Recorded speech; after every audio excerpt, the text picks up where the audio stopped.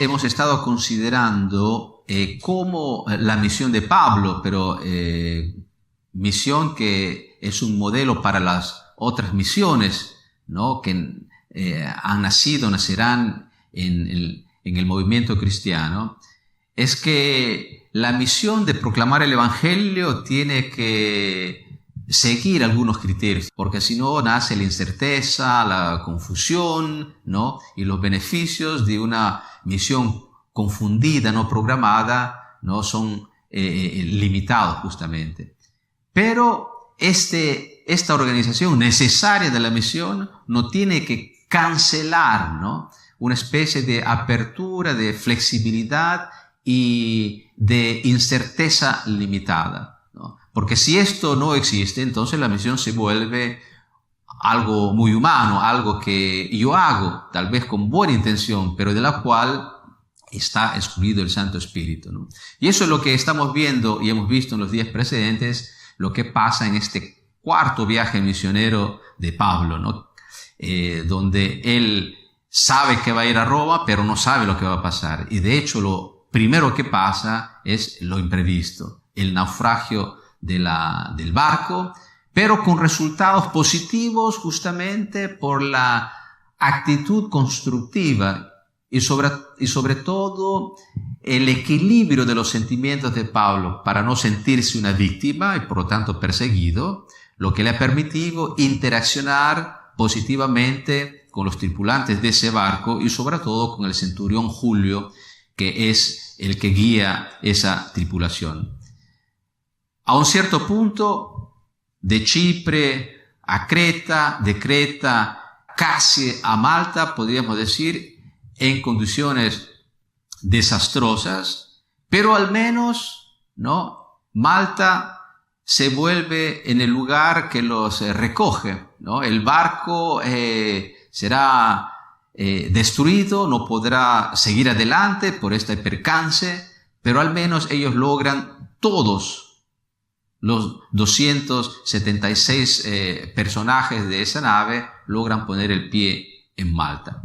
¿Y qué cosa sucede? Sucede como sucede en cada misión, ¿no?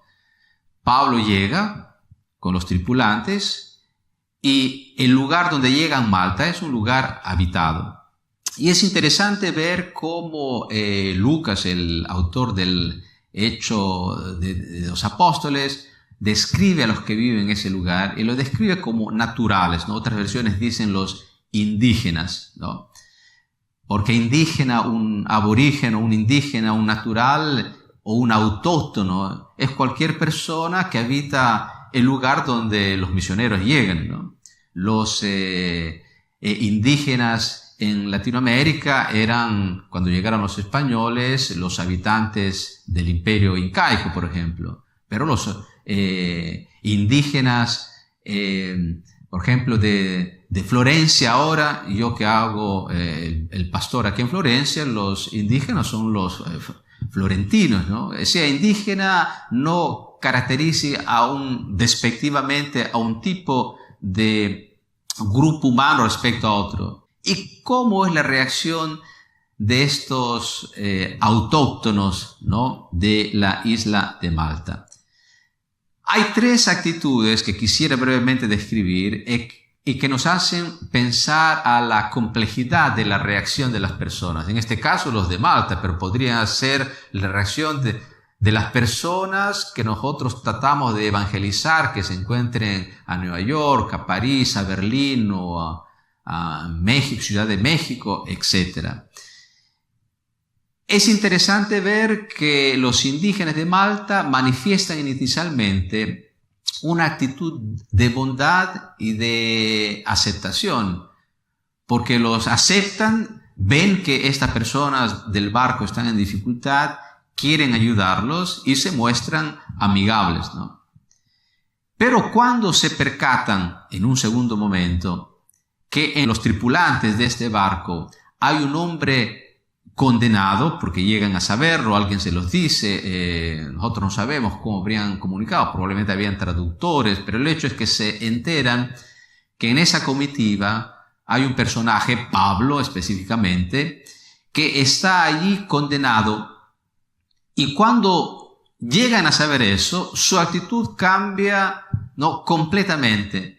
De positivo, que era al inicio amigable, se vuelve en sospechosa, se vuelve en agresiva, ¿no?, porque en su modo de razonar, excesivamente mecánicamente, ¿no?, hacen una ecuación intelectual mecánica e injustificada. Dicen, si hay un homicida, el percance que ha tenido el barco es justamente porque los dioses han querido castigar a este homicida y a la barca en la cual iba, ¿no?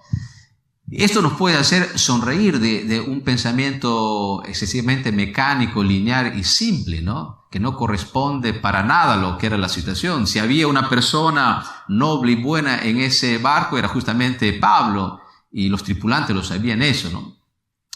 Pero esto para manifestar cómo las poblaciones en las cuales llegamos, ¿no?, tienen su lógica, su coherencia, que es una lógica, una coherencia muy diferente de los misioneros que llegan, ¿no? Y es por eso que los misioneros, la primera cosa que tienen que hacer es no escandalizarse, ¿no? No pueden medir a la población a la cual están predicando con el mismo metro que ellos utilizan para organizar su vida, su perspectiva, sus costumbres. Justamente porque la predicación a alguien que es completamente diferente tiene que tener en cuenta la diversidad de una estructura de pensamiento. Y eso es lo que sucede. Claro, el capítulo no nos cuenta de todos los detalles, pero podemos suponer que Pablo logra respetar ese modo de razonar, y en virtud de ese respeto, ¿no?, les cuenta su historia, les predica a Jesús. Y como tercera reacción, ¿no?, la primera era de aceptación de los indígenas, segundo, de suspicacia y de agresividad, la tercera actitud milagrosamente se convierte, y estos indígenas de Malta acogen a Dios y escuchan la palabra de Pablo y aceptan el mensaje, ¿no? Tal es así que el personaje principal de la isla, un cierto Publio, ¿no?, hospeda, ¿no?, invita a su casa a toda esta grandísima comitiva, ¿no?, porque se da cuenta que en virtud de Pablo, ¿no?, esta es un grupo no peligroso, simplemente un grupo que ha sufrido un percance tremendo, aquel de haber perdido su barco, y que necesitan justamente ayuda. ¿Y qué cosa sucede?